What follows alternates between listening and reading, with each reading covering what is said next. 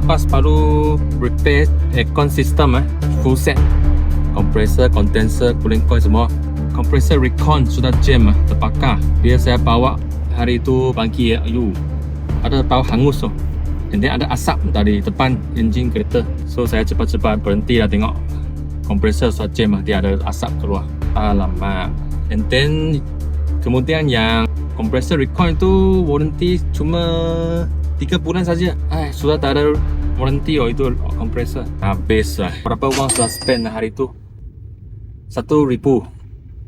So sekarang saya pergi kedai ini Kedai ini nasib baik saya ada simpan kompresor lama saya. Kompresor original sejak kereta baru. So pasang parik dulu lah. Tengok macam mana. Tapi sekarang aircon memang sejuk.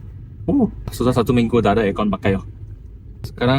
Sekarang kompresor yang lama ini sejak kereta baru 17 tahun. Masih sejuk lagi. Tadi tukar ada masuk gas baru, servis balik. Kebanyakan kompresor yang ada di pasaran je lah buatan China ataupun Recon.